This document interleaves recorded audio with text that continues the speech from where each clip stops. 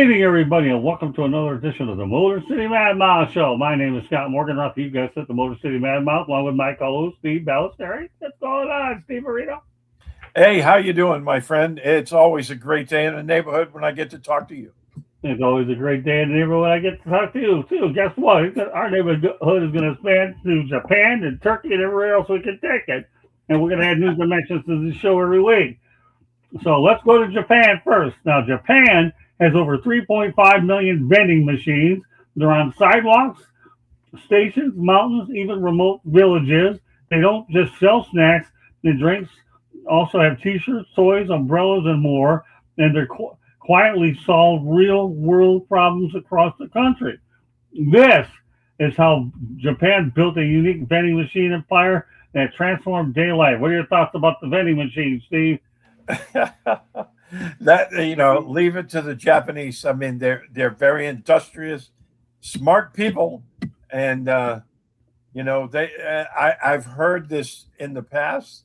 They have vending machines for everything, and I think it's awesome. I mean, how can you argue with that? Yeah, no doubt. Well, get this. Businesses needed a way to serve customers without staff. That's why vending machines became the answer. I'll continue the theme. They started simple, okay? They had drinks, and then they had train tickets, and they expanded into hot meals, umbrellas, batteries, and even T-shirts. Continue on. Japan was a perfect place. They had low crime, high trust, advanced tech, the ideal mix for unattended commerce to thrive. But these machines did more than sell products, Steve. They quietly solve real problems, economic, social, and even logistical. In rural areas, they filled gaps, okay, where stores or staff were missing. Vending machines stayed open. Elderly people could buy essentials nearby. Now we're getting elderly people involved here. And obviously, many machines are stocked with emergency food and water, ready for earthquakes or power outages. There you go. And in busy cities, they save time. They had no lines, no employees, no delays. They had 24/7 access for students, workers, and tourists. And it gets even better. No rent. Oh my gosh. No salaries, just setup, refills, and maintenance. And actually, the farmers benefited too because some machines were able to sell local produce like fruits straight from farms to consumers. Steve, then they become high tech. That's just awesome, isn't it? I mean, this is surreal. That's why I made the show. Oh, but I'm almost there. You got touchscreen face recognition, contactless payments, yet even old school machines still work flawlessly. Tourists love them. You can buy raiment, you can do toys, beer, or flowers right on the sidewalk. Social impact also counts. Some machines actually donate part of the profits to schools or local causes. Now, get this. You talked about this before during COVID. They kept things moving. Contactless shopping, no crowds, no contact. Japan expanded the network even further.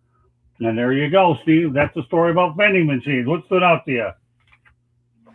Yeah, hey, I've seen this in the past where tourists are there. It starts to rain. They go to a vending machine. They can get an umbrella or a rain hat or a rain jacket right there on the street. Um, some of their hot food stuff.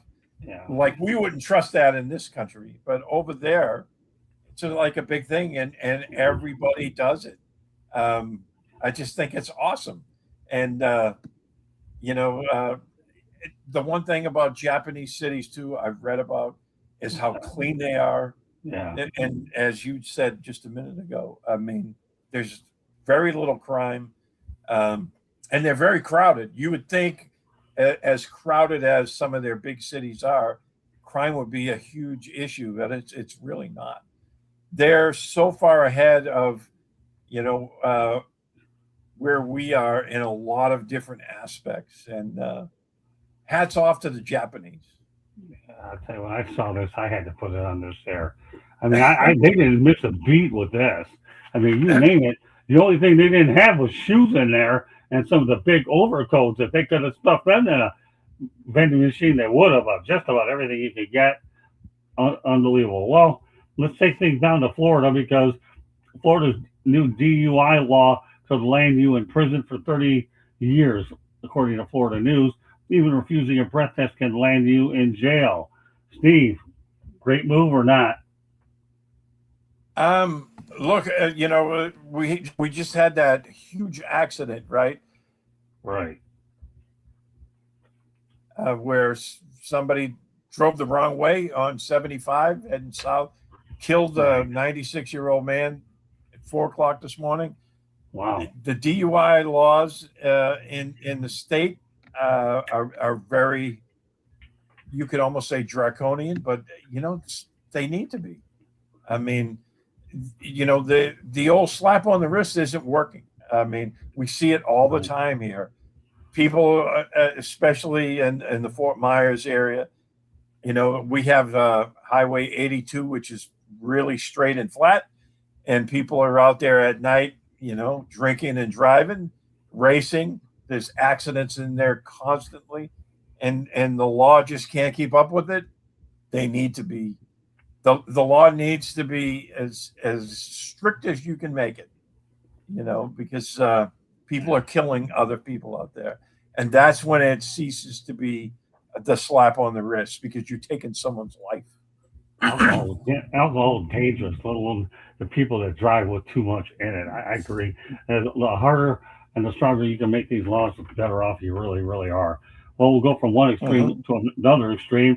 The 92-year-old couple buys a Porsche 992 GT3 for the 70th anniversary, and they're located in the Kingdom. This is a great story too, isn't it, Steve?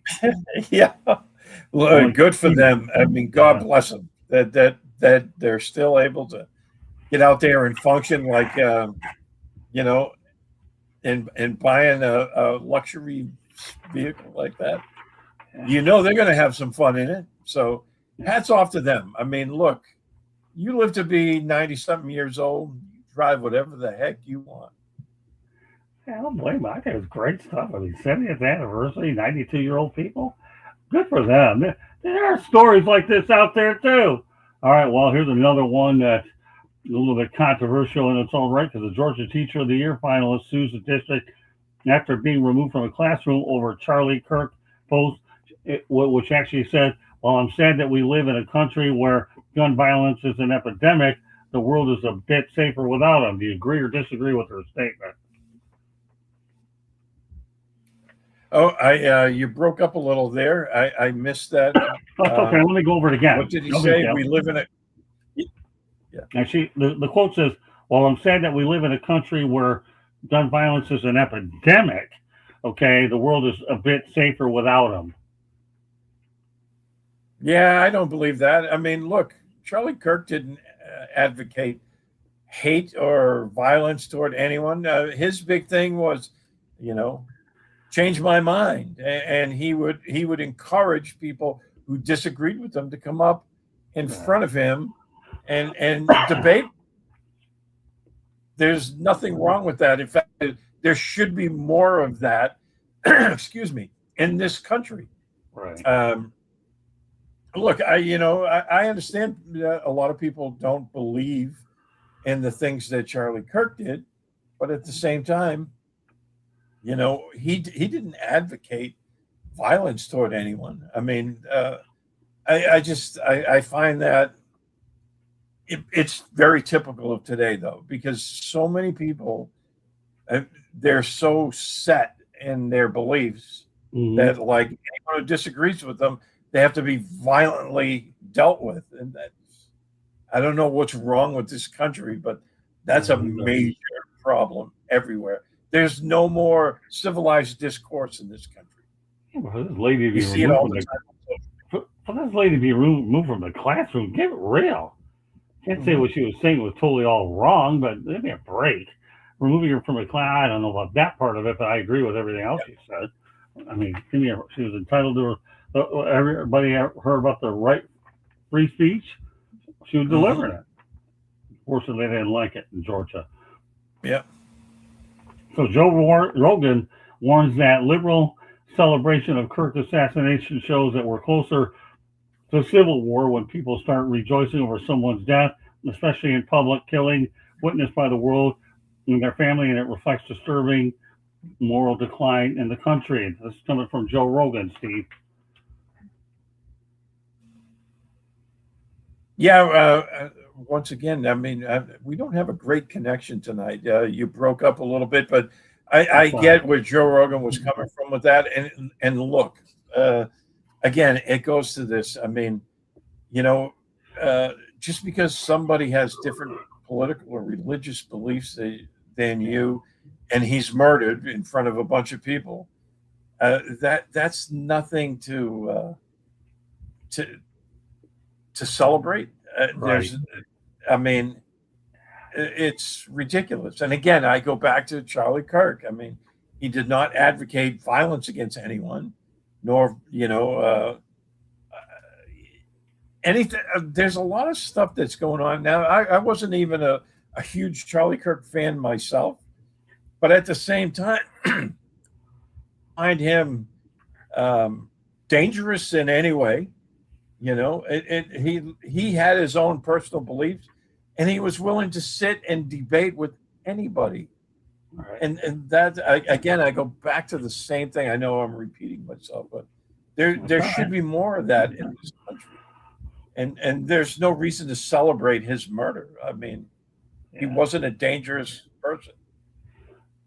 So I hadn't heard of Charlie Kirk until I heard he got assassinated. I didn't even know who he was. Pardon me at all. I don't pay attention to that stuff, but sometimes that's the first time you hear from someone. Then it also becomes big news. So Steve Mhm. is Earl Kinsey says, "Who do you think killed him?" Well, I don't know. I mean, that's a good question. I mean, no one's answered that yet. But again, it was like you don't like the message, so you murder the person. And unfortunately, it speaks to a larger problem within the United States. I mean, we have everyone talks about gun violence, but it's not gun violence. And to me, it's the lack of empathy for human life. People are so immune to death now that Right. like the slightest thing, they want to kill somebody over. Right. And I don't remember growing up where that was the norm. I mean, Right. of course, there was always people who felt like that, but it seems like there's a lot more of those type of people today in the world that we live in, and it's a sad state of affairs, isn't it, my friend? Yeah, but social media has had a lot to do with it too. I mean, you think about it, when they start talking about it, then you get everybody going, "Hey, Earl, how you doing?" And so that hasn't helped matters any either. You're right. I mean, everything's such an instant news cycle. It's ridiculous. Well, we're going to go back to your old neck of the woods.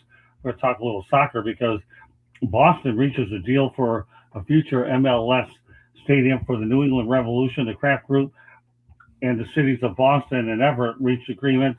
The capacity of the stadium seems to be 25,000. They call it a waterfront stadium and a public park along the Mystic River.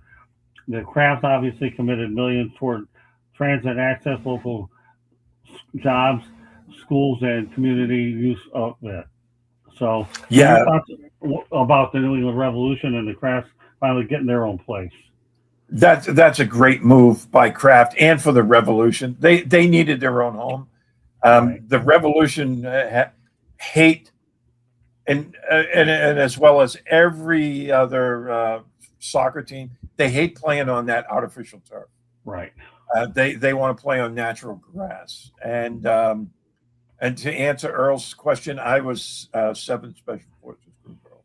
So, um, but back to the Revolution. This is a great move for them.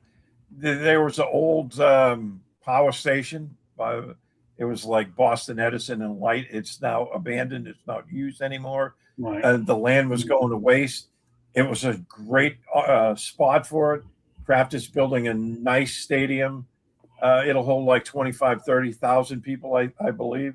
Mm-hmm. And it's right there along the Mystic. It's a perfect spot for it.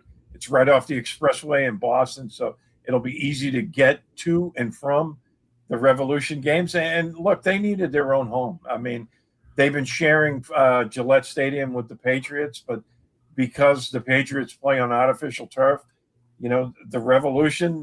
They dislike that, as all soccer teams do, and and right now Gillette Stadium has natural grass because with the World Cup coming to the United States this year, they tore up the artificial turf and they planted natural grass for the World Cup. But I heard they are going to remove it prior to football season started. I was hoping they would leave the natural grass just for at least 1 year to see how it worked out again.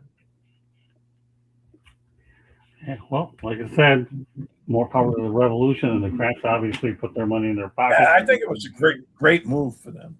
So, well, guess what, and Steve? to Earl, I've what was your dad's name and what years was he there? Because we might have even known each other. He'll probably answer that. How would you like to be able to do a show, Steve, under 40 minutes? Because that's what I'm paced to do right now. You believe that? Because we're on pace to do it, and we're doing real well with what we have planned. Well, we're just zipping right through stuff. So. Okay, yeah, we got a lot of interesting stuff. Okay, Earl, he was before my time. He did 2 tours in Vietnam. Oh, yeah, I came in. Yeah, he must have been in 7th group after his tour in Vietnam. So. Yeah, I had an uncle that actually served a tour in Vietnam too, as well. So everybody's familiar with Agent Orange out there. A lot of people were affected by Agent Orange, and that was bad, especially out there. So it was too bad. So, all right. Well, our featured topic of the night is actually jobs with the highest death rates. Why would we do that? Because I'm going to tell you something. There are a lot of people should be recognized that normally don't go ahead and get recognized. And we're going to start it off that pilots and flight engineers, aircraft pilots die at 60 per 100,000 workers. Small aircraft crashes and mechanical failures kill pilots regularly yearly. Some thoughts about that, Steve? Yeah, and look, I mean, as safe as we've made the aviation industry, and it is safe, there's still a lot of accidents. And look, flying an aircraft is, it's still a dangerous profession. And, with the increase, I believe, in extreme weather events we're having these days, I think that plays into the dangers of it. I think we have much worse storms than we had maybe 25, 30 years ago. The frequency of them is I don't know what it is. It's probably just natural climate change. But look, it's a dangerous business. I've flown in aircraft. I crashed in one when I was in the military. So wow. I was able to walk away from it, but it's still a nightmare scenario. And look, I think that stat is probably quite telling. Wow. Well, it's starting to get better because now we're talking fishermen. Commercial fishing kills about 80 workers per 100,000 annually. Drowning, hypothermia, and equipment accidents cause most of the deaths. Yeah, I mean, one of the shows I really used to like was Deadliest Catch. I don't know if you ever watched that, but some of those fishermen, they go and some of those waters, especially up by Alaska, that is some dangerous stuff. And you see the weather out there, and the sea is very unforgiving. I mean, up there in Alaska, some of those fishes, but they're not big, and the waves out there are incredible. The North Sea is another one. I mean, you look at the fishermen who deal up in the North Sea, between England, Norway, and the Nordic countries up there. I mean, Iceland. The ocean up there is so unforgiving. And hats off to the fishermen. They earn every nickel they make. Yeah, they sure do. And I look at the pictures of some of these things and what they have to wear to get these things in. You definitely appreciate them, especially when you look at the visuals. A lot of people, when I talk about it, don't have the ability to look at the visuals. I do as I pick them up, but nevertheless, kudos to the fishermen as well. All right, well, garbage collectors, trash collectors, die at 44 per 100,000, with workers being hit by vehicles falling off trucks and cause most of the deaths. And bear in mind that some of the more dramatic ones include soldiers, firefighters, and stuntmen. But let's go back to garbage collectors. Yeah, and at first when you said that garbage collector, I was thinking, wow, wouldn't think that. But then again, okay, you and I, we live in the state of Florida, and the way people drive around here, Oh I yeah, would not want to be a garbage collector, no, not for anything other than people will run you over here without paying attention while they fly down these side streets. And I mean, you can see a garbage truck for blocks, right? It's not like those right, things are invisible. You know, there's guys walking, in front or behind that thing, and they're carrying people's, trash cans, right? But it doesn't stop anyone from flying past them, and I see it happen all the time. Uh, our garbage is collected on Tuesdays in my area, and I live on back streets, and I watch people fly by them all the time, and I just shake my head. And yeah, that actually makes a lot of sense. see, people, I And to think, Earl, I'm sorry, I didn't mean to that's get okay. off. Earl was in Signal Corps, and he was stationed at Fort Bragg. Excuse me. That's where I was stationed for quite a few years myself. I went through Special Forces training at Fort Bragg. I was in the 7th Group at Fort Bragg, and later on in the country of Panama, well, we still had part of 7th Group deployed down there. So I know Fort Bragg quite well.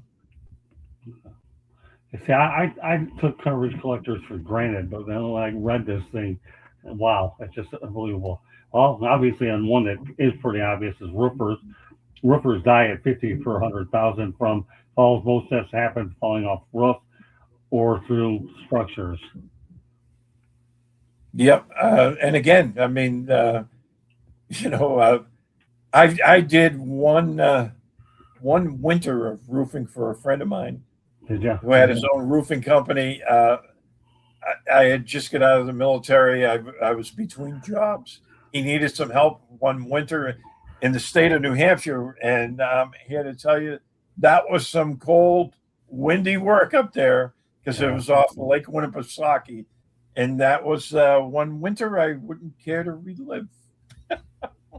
yeah.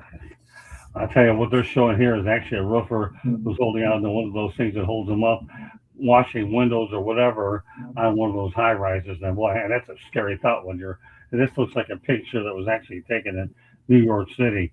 All right, well, let's talk about logging workers. This is one that most people don't even think about. Logging is the highest death rate of any job, 100 deaths per 100,000 from falling trees annually. I mean, that's bad. Yeah, yeah, and again, I mean, we think of loggers, but the trees that those guys cut down are Yeah, incredibly large. And I mean, again, that's a dangerous job. You have guys that, cutting them down. Uh, I'm sure they have plenty of accidents with saws and some of the machines that they use. And I remember actually when I was in Special Forces, I was in a jungle camp that we had in Bolivia. And one night, just as it was getting dark, a logging truck came in because one of the loggers that they cut down mahogany trees down there. Um, that when they cut down these big sections of mahogany trees, they would put them on a big flatbed, and they'd hmm, throw a chain over the top, and they had a cable. The right. cable snapped and hit the guy right under the chin, and it didn't kill him, but it peeled his face completely off. Oh my God! His skin was hanging by a thread, and it Wow. looked like you ever see those pictures of the medical profession skeletons where they have all the musculature in the eyes? That's Yeah, what this yeah. guy looked like. Wow. And our medic was able to get the guy's face sewn back on enough. It wasn't quite all the way straight, but enough to get him to a serious hospital. And I'll never forget that. And again, hats off to the loggers because that's a dangerous job. I can only imagine how many surgeries a guy had. Earl Kinsey says, I wasn't jumping out of no airplane. I don't blame you. All right. Well, here's one that now this one does make more I sense love to me. jumping out of airplanes. Now, I'm a when I was in the Army, this will make no sense, right? Right. I climb mountains. I love jumping out of airplanes, but I'm petrified of heights. Okay. Yeah. But I did all the stuff that scared the heck out of me. And my wife thinks it's so hilarious that I do not like getting on a step ladder to go up on the roof to clean out whatever, you know. And she was like, a paratrooper with 400 jumps out of airplanes, and you don't like that on a step ladder? No, I do not. I used to not mind heights, but as I get older, I don't like them anymore. Two more to go. No, two more to like go. heights. Two more to go. Got truck drivers have 26 deaths per 100,000 from vehicle crashes, long hours, fatigue, highway accidents, cause deaths. Now this one doesn't surprise me. I'm surprised there aren't a lot more compared to the other ones. I actually thought about wanting to be a truck driver at some point, but when you're talking about fatigue, yep, I get it. What about you? It's a real thing. And look, I mean, the owner operators of today, I mean, they're under so much pressure. I mean, because it's hard to make a living driving a truck these days, and they push it. They drive when they should be sleeping, and a lot of times they drive way too fast. I mean, we've seen it, and with the traffic nowadays, and in all the urbanized areas. And again, the other drivers are just as bad when it comes to truck drivers. But right. Hey, I totally buy that one as well. Our last one's construction workers. Construction has 25 deaths per 100,000 workers yearly. Falls include electrocution. With that one being struck by all objects, it kills most workers. That makes a lot of sense. You might even see some of those on stadiums. I've seen those from time to time. Mm-hmm. But overall, the electrocution part is big. Some thoughts about construction workers. Oh, yeah, because look, I think there was something recently in the news about, they were building a big new building. And when they do that, the foundation for these big high rises, they're really deep into the ground, and they were digging a deep hole. Right. To put the foundation in for a big, I think it was going to be a 7 or 8 story building, and the trench or whatever collapsed on some workers, and I know at least one guy lost his life. And then you have other accidents, scaffolding accidents that are involved in the construction industry. I mean, it goes on and on. So. Yeah, I'm not surprised by that one at all. Let's bring Katie Ebling in the fix here. And let's talk about some of these jobs. Any of them strike for you about which one seems the most dangerous? It doesn't surprise me. Sometimes we don't think of some of the dangers that are involved in some of these jobs. You think of, let's say a nurse. And with a patient, if like she gets jabbed by the wrong thing, I mean, you just, garbage collectors down here in Florida. Oh my goodness. Drivers. I think about like the community that we live in and how people are parking right on the street, right up to the grass, because you can't park on the grass, and then you got this garbage truck weaving in and out, and then you're trying to pass them because you got to get to work, and then there's someone behind you going quick or coming around the corner, like they're coming around the corner, and it's like, wow, there's some dangers you don't think of always. Well, I was just watching the thing on the news tonight, Candy, where they were talking about this one neighborhood where there's such a big amount of traffic on the main drag, where all these construction vehicles and heavy, semi types and huge dump trucks that are not designed for these back streets. They're flying through this one particular neighborhood. It was on the news tonight, and people are going way too fast down this little side street where kids are getting on school buses and getting off school buses and walking home.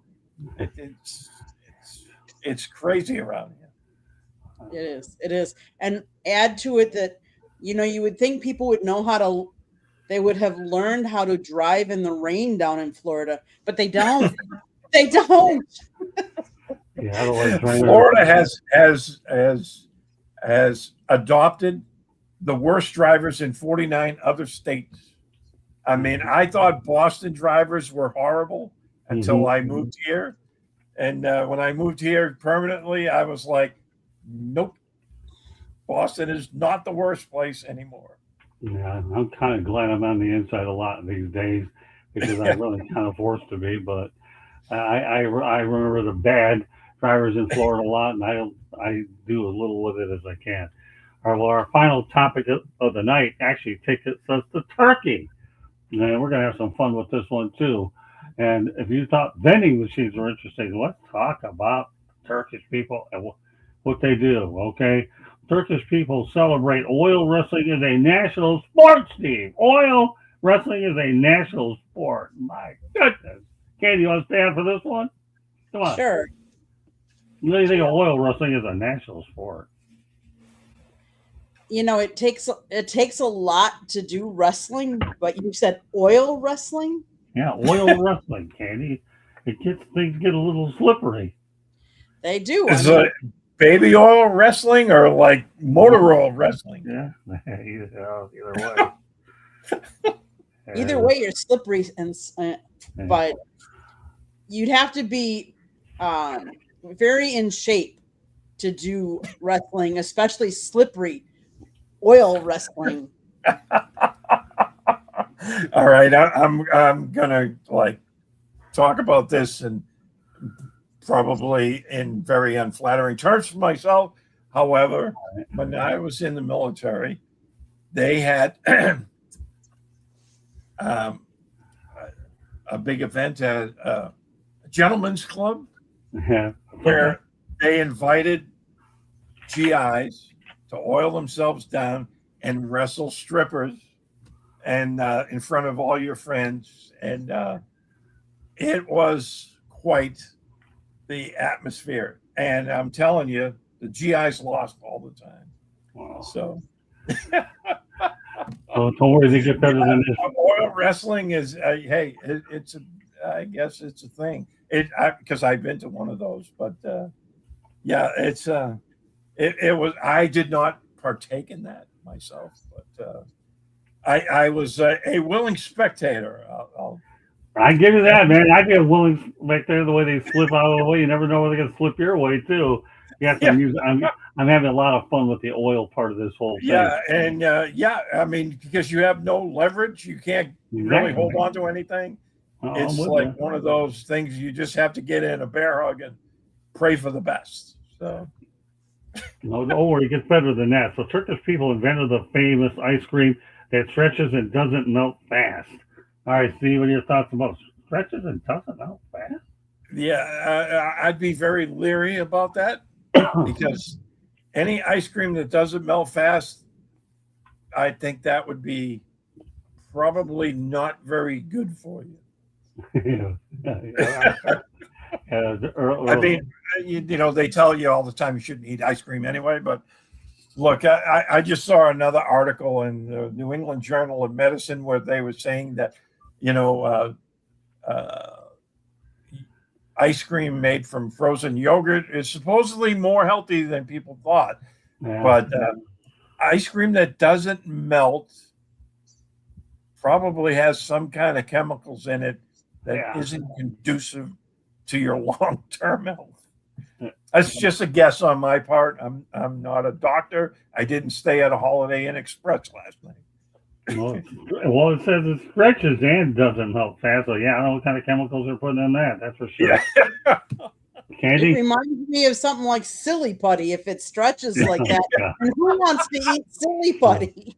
That's almost what it seems like. Oh, don't worry. The funny thing is, when I was a kid, even now, when kids had Play-Doh, I loved the smell of Play-Doh. All right. when some kids get Play-Doh for their birthday, I always grab the thing and take a big whiff of it. But no, I wouldn't eat it. I mean, Count me out. And Yeah, I love no. regular ice cream. Yeah. oh, I love ice cream, but ice cream that doesn't melt, I think I'd take a pass. Well, and doesn't and stretch too. All right, Turkey, you can find an entire city built underground. Now that wouldn't surprise me at all over Yeah. there.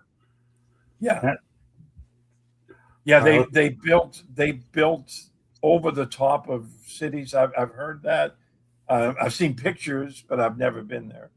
That's one country I've never been to is Turkey. I've heard really good things about it. I know a lot of people that have been there, but I would like to see where the city is built underground. Yeah, I mean, some of these things that I mentioned earlier were far fetched. Some of the stuff that we're seeing out here, I'd like to see them in person. That's why when I look at all these travel things that are going to be on our show, Steve, since you've been all over the place, I just figured I'd take these two and see what we can do with them. All right, so Candy, anything you want to add to that, or you want me to keep flying through? We get the sports exchange. All I would say is if the whole city is underground, it would be like a big bunker and you would be more protected from some of the elements. Like you wouldn't have weather elements down there, really. It'd be very interesting. I don't know. Yeah, that's okay. Yeah, Yeah, that's true.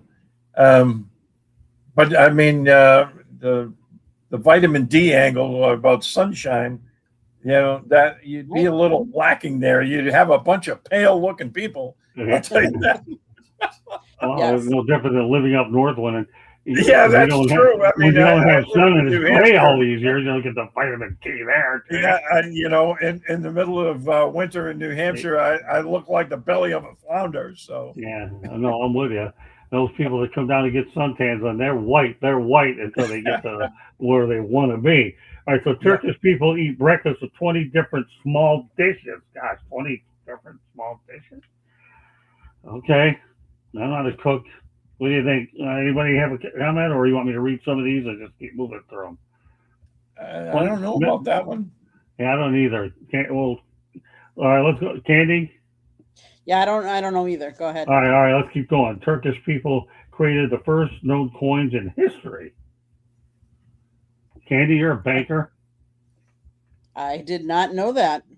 No, Yeah, we'll I call didn't that know that either. I thought, yeah, that would have been someplace else. But hey, that's a good one. I mean, I didn't know that. That's a good trivia question right there. Now, see, I got news for you. We aim to educate and inform, and this show that we have, Steve, will do exactly that. Learn something new every day. Every Wednesday night at 8 o'clock, people, I will make sure I come up with stuff that you don't learn anything that I haven't done by JOB. All right, Turkish people once believed tulips were sacred flowers. All right, Candy? I will say that they do come up in spring. They're a sign of fresh beginnings, and I mean, at least up in the north, like down here in Florida, we don't see tulips, but up north you would, and that would be one of the first signs of spring that something is new, and so I can kind of see where that might be a symbol of wealth and spiritual significance. Yeah, I think that it's like a rebirth. The world takes a rebirth. Page out every spring. I buy that. Hey, Earl, if you can get in at if you can get in at 7, you should take a look at the show that we have with the horse show with the nonprofit at 7 p.m. And now we have a triple header. Yeah, it is pretty surreal though, isn't it, Steve? With all these tulips and all this. Yeah, and Wednesday night, we like to keep it different here. We start off with that one. That became our recent ad. We have our show, Steve, and then we have the Sports Exchange. So I have news for you. We've got some pretty good variety here. So if they were sacred flowers, I'll go to another sacred topic called in Turkey, all eye charms are seen everywhere for protection. And I repeat, eye charms, whatever they are. Candy? I'm not sure what odd charms are. Yeah, Turkish. I'm drawing a blank on that one myself. I mean, Yeah, that's Oh, all the right. evil eye. They Oh, have that a was variety that. of charms and talisman, most famously the Nazar, which is an evil eye designed to protect against evil, malice, and bad luck. We'll okay. go there. Okay. Leave it Yeah. for Craig That was Linkley like for that one. the gargoyles of medieval times. Yeah. Everyone thought the gargoyles were evil, right? And people in the modern world would wonder why, they built all these evil ogres and gargoyles and whatnot, and turns out that was to protect humans from the bad stuff. So, all right, Thanks, Earl. I'll buy that one. Hey, the Turks, they got a lot going on, right? Oh yeah, well don't worry. I'm not done yet. Thanks, Earl. Appreciate it. Because in Turkey there's a lake full of flamingos. How do you like that? A lake full of flamingos, people. In Turkey, A lake full of flamingos. how about that? That's another one I didn't know about. Chalk that one up. That's a good one, Scott. Yeah. I would have never thought they had flamingos in Turkey. Yeah, I didn't either. That's why when I saw it, it really blew me away. It's Oh, called I have a lot of these things It's coming called up. Lake Tuz, Tuz. And each spring, thousands of greater flamingos gather there to breed in the shallow, salty water. So, yeah, interesting. How about that? Mhm. Oh, I got one more to go for Turkey, and then Oh, we go. this is getting even better. Oh, I got one more to go. So Turkish people celebrate Children's Day as a national holiday. God love them for doing that. Look at all these things that you have. But now we got Children's Day, people, as a national holiday. I like what they're doing there. All Yeah, right. and I mean, I pride myself on being a child 99% of the time. So, we grow older, Scott, but we don't grow up. So, I like that they have a national holiday for Children's Day. I think it's awesome. I really do. It's on it's on April 23rd, and it Mhm. features parades, school performances, and traditions where children symbolically take over government roles, including the presidency. Really. Yeah, I remember when we used to do that, like Student Government Day in the Mhm. United States. They got away from that, and I like that. I mean, when I was a kid, I wanted to be the mayor for a day, but I don't know what I would have done, but I just wanted to sit behind his desk. Oh, I got to give the children their respect. And I'll tell you what, Turkey obviously got it right there. So Yeah. get more used to a lot of what I throw out there today. We talk politics and issues when we have to. I call this more like a current event show, not so much politics. Obviously, I Mhm. didn't say anything political about what we did with No. Japan, talking about vending machines, and now we're talking about everything that's good about Turkey. And Yeah. we got to see a lot, and then we get to see an underground city or whatever they call it. So Mhm. unbelievable stuff. And yes, we had a little revolution that I call the New England Revolution and the dangerous jobs. Well, this is a show I hope everybody had an opportunity to learn a lot about. So with that said, as we get ready to wrap up, we get the sports exchange top of the hour. Steve, why don't you please let everybody know how they get a hold of you? Yes, and again, I love this Wednesday show because everything is so different and it's off the off the hook. We're going as it happens. I love it. But you can find me on all social media at SteveB7SFG. I write for PatsFans.com, covering the NFL. I also am an senior national defense editor at National Security Journal. And if you're into military stuff or military affairs and different military equipment, then look me up because I write about that every single day. See, Steve, I've been thinking about doing this Wednesday show for a while. I just needed you to help me pull it off. And now we have Candy every now and then to go out there and add a few little odds and ends. But this Wednesday show was fun. And what we did before the show was fun. So get used to ready for Molly Murphy, who's on our network, because she did a really, really good job as well. So we have a lot of interesting things that are rolling. Wednesday night's different. Let's face it. Monday and Tuesday are serious because you have baseball and you have football. You got to get as much in as you can there. And then, of course, Thursday we have hockey and soccer combined, and we have some great crews there. and Sports Exchange afterwards. Here we'll have a lot of interesting stuff, and I've revamped that crew quite a bit. So, but this is the one where we can just have some fun, couple little one-on-ones. You and I could come up with every off-the-wall thing imaginable, and we're going to incorporate only the big NBA topics on this one because I have to recruit some more basketball people, but even Steve and I could talk about some of these other ones. But the other people are good at what they do, so more power to them. Right. It's all about variety. Sorry, Steve. Before we go, Earl asked me one more question, and he Sure. said, "What was your best drop zone at Fort Bragg?" Well, being that my family is from Sicily, Sicily drop zone. Sicily drop zone was the biggest one. It was the flattest one. It had the least amount of obstacles on it. And, we were talking about Turkey, right?